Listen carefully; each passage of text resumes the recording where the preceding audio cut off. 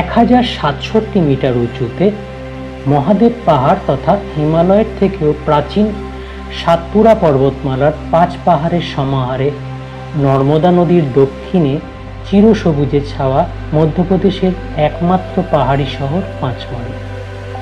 নমস্কার বন্ধুরা, আশা করি আপনারা ভালোই আছেন। আজ আপনাদের জন্য নিয়ে এসেছি মধ্যপ্রদেশের আরও একটি জনপ্রিয় শৈল শহরের ভ্রমণ ভিডিও নিয়ে। ভিডিওটি দেখে লাইক, শেয়ার আর কমেন্ট করতে একদম ভুলবেন না। আর আমাদের চ্যানেলটি এখনো পর্যন্ত যারা সাবস্ক্রাইব করেননি, প্লিজ সাবস্ক্রাইব বাটনে প্রেস করে চ্যানেলটি সাবস্ক্রাইব করুন আর পাশের বেল আইকনটিতে আনলক করে দিন। তাহলে আমরা যখনই আপনাদের জন্য নতুন কোনো ভিডিও আনব, তখনই তার নোটিফিকেশন চলে যাবে সবার আগে আপনার কাছে। তাই আর দেরি না করে আসুন শুরু করা যাক আমাদের আজকের পথ চলা।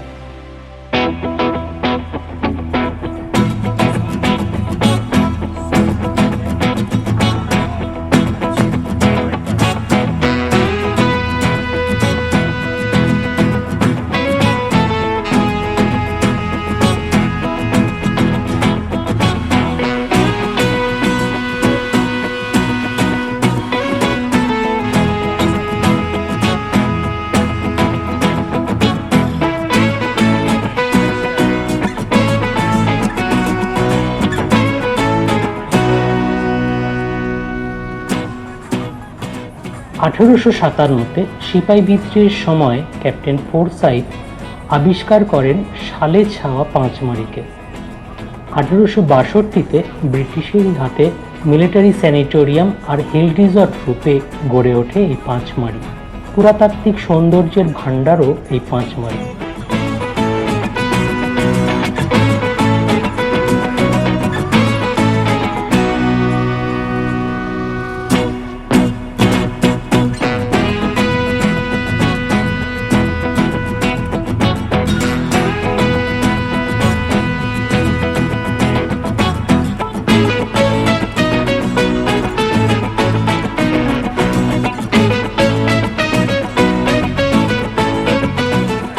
পাঁচমারি পাহাড়ের নিকটতম রেল স্টেশন পিপারিয়া। হাওড়া থেকে একটিমাত্র ট্রেন সরাসরি আসে পিপারিয়া। 12321 মুম্বাই মেল ভায়া গয়া রাত 9:55 হাওড়া ছেড়ে পরদিন রাত 8:30 এসে পৌঁছায় পিপারিয়া। এছাড়াও জব্বলপুর কিংবা ইটারসি হয়েও আসতে পারেন এখানে। মধ্যপ্রদেশের সমস্ত প্রধান শহর থেকে সড়ক যোগে আসা যায় পিপারিয়া তথা পাঁচমারি।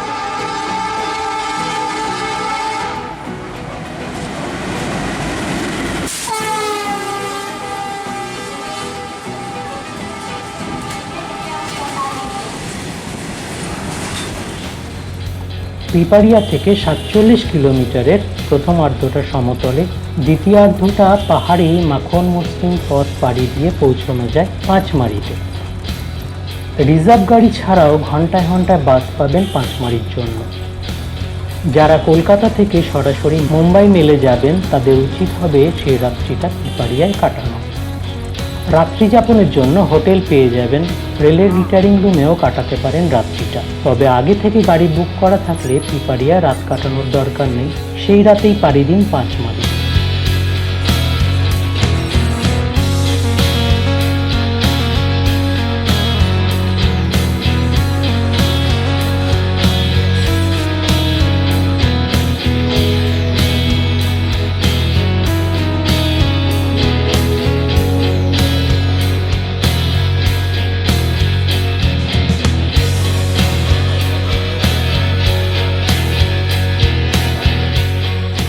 কখন যাবেন?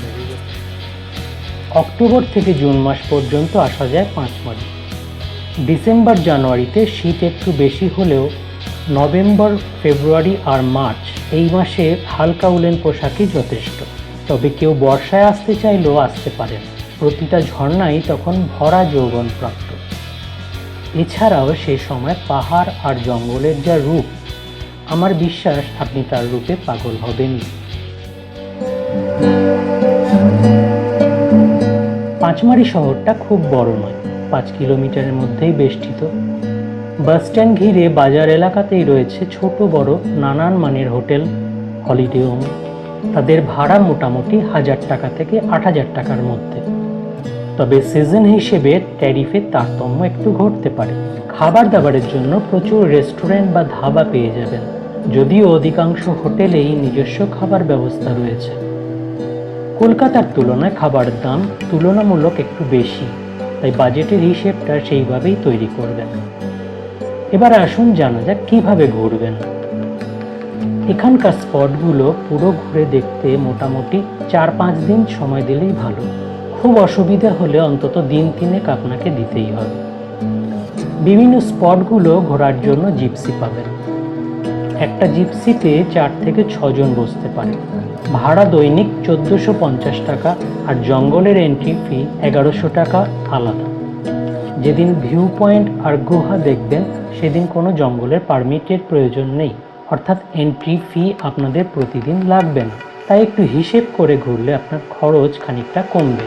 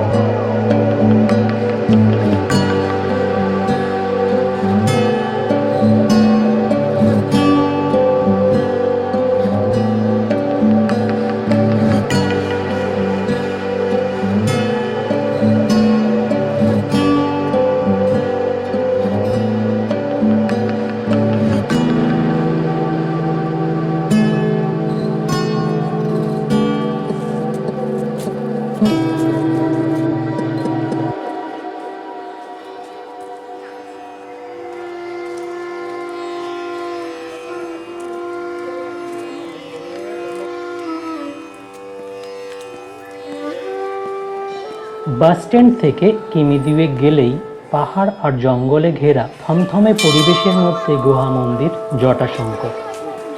শিবরাত্রি উপলক্ষে পাঁচমারিতে জাঁকজমক উৎসব হয়। প্রায় 10 দিন ধরে মেলা বসে, প্রচুর দর্শনার্থীর আগমন ঘটে এই সময়। সেই কারণে এখানে থমথমে পরিবেশটা কোথায় যেন হারিয়ে গেছে।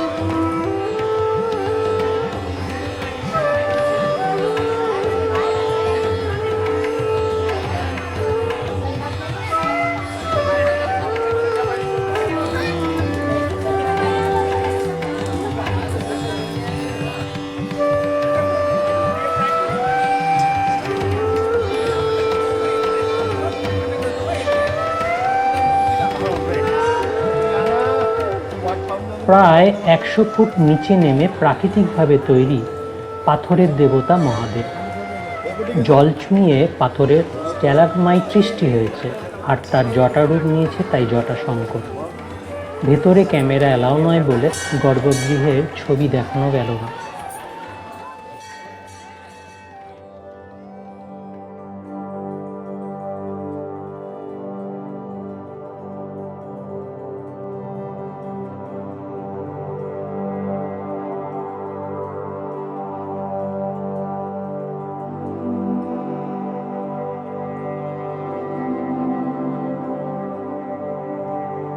অসংখ্য দর্শনার্থী দেখে বোঝা যায় এ স্থানের মাহাত্ম্য।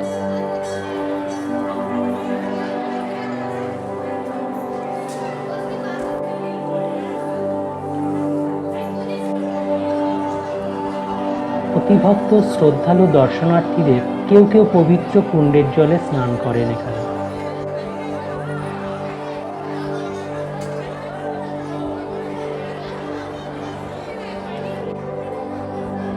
এখান থেকেই যমদ্বীপ নালার সৃষ্টি হয়েছে।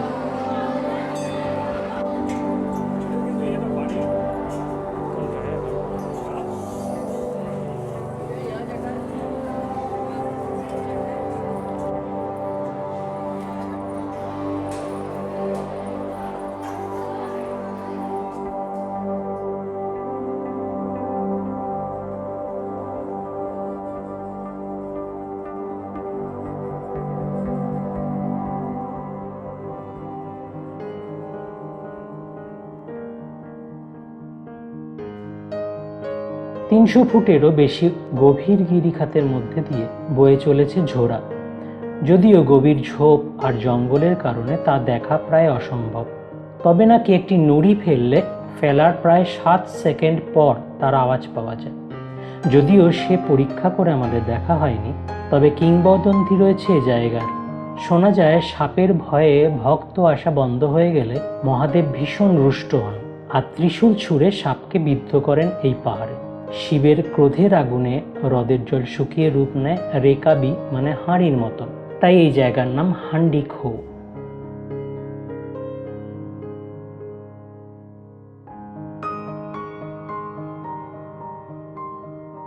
গাড়ি ড্রাইভারের সাবধানবাণী ছিল এখানে নাকি মৌমাছির উৎপাত বেশি, যদিও তেমন কোনো অসুবিধে হয়নি আমাদের।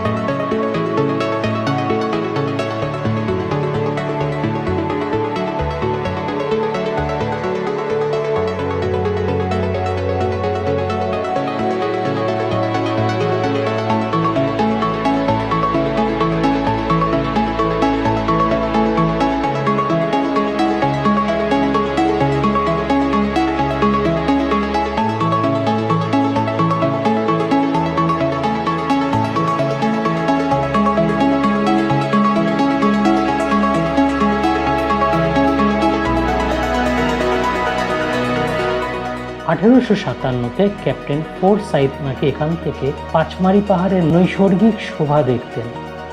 অতীতের সেই ফোরসাইথ পয়েন্ট আজ প্রিয়দর্শিনী পয়েন্ট।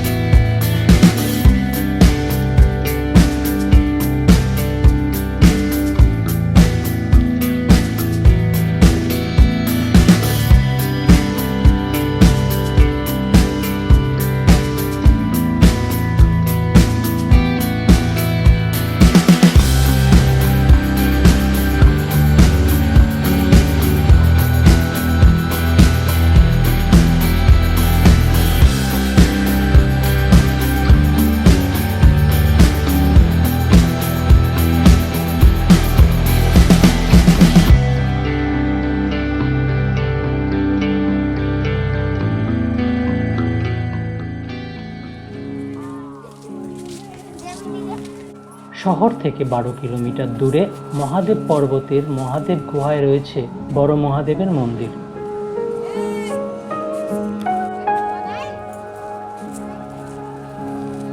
শিবরাত্রির জন্য এখানে উৎসবের চেহারা। প্রায় লক্ষাধিক সাধুর আগমন ঘটে এই সময়ে।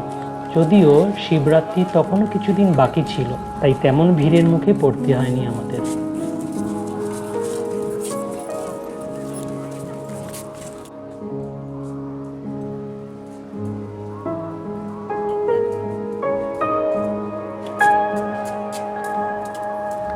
সুন্দর বাঁধানো এই সিঁড়ি উঠে যাচ্ছে গুহার মুখ পর্যন্ত।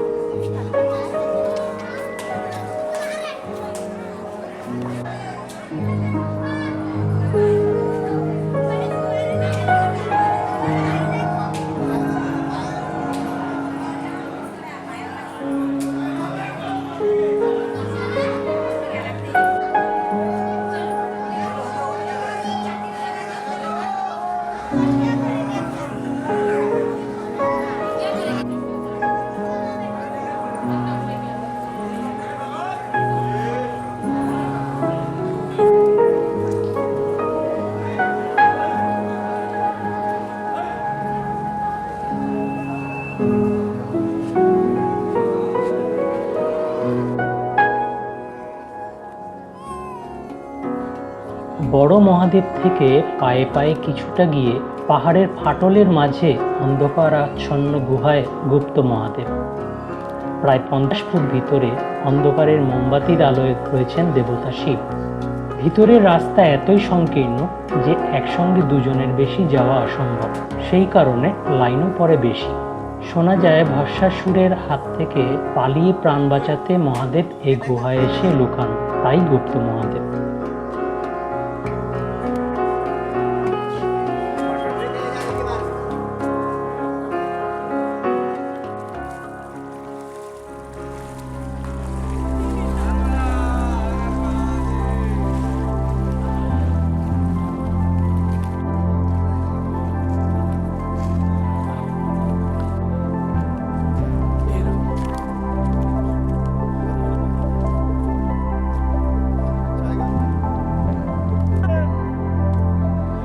এখান থেকে প্রায় 3 কিলোমিটার পাহাড়ি রাস্তায় হেঁটে পৌঁছতে হয় চৌরাগড় শিবের মন্দির।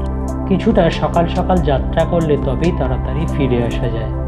হাতে সময় কম থাকায় সে রাস্তায় আর পাড়ি দেইনি আমরা।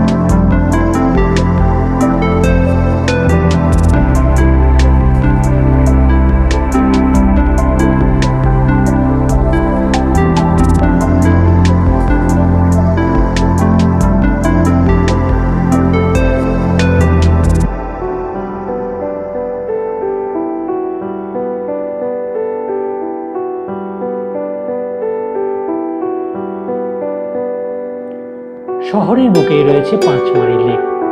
বোটিংও করা যায় এই লেকের বুকে।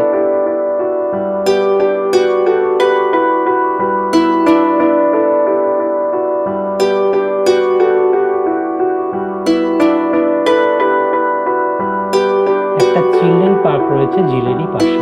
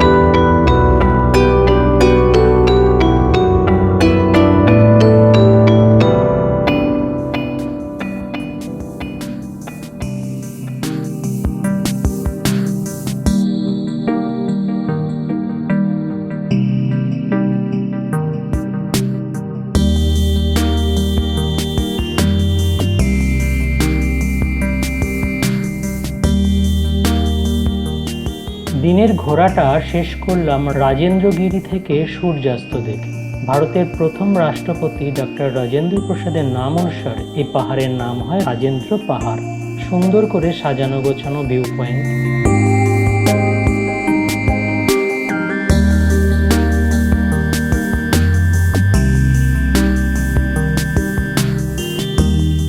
সূর্যদেব ঢলে পড়বার আগে পেঁয়াজের পকোড়া সহযোগে এক পর্ব চা পান সেরে নিলাম আমরা।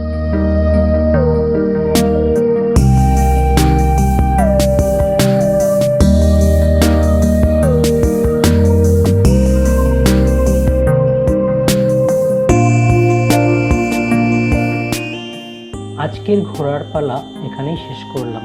যদিও পাঁচমারির এখনো অনেক স্পট বাকি রয়ে গেল, না মন খারাপের কোনো কারণ নেই, কারণ সেগুলো দেখাবো পাঁচমারি ট্যুরের সেকেন্ড পার্টে, যা খুব তাড়াতাড়ি নিয়ে আসবো আপনাদের জন্য।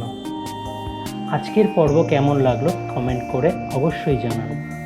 ভালো লাগলে লাইক করতে একদম ভুলবেন না, আর শেয়ার করে আপনাদের বন্ধু বান্ধবদেরও দেখার সুযোগ করে দিন।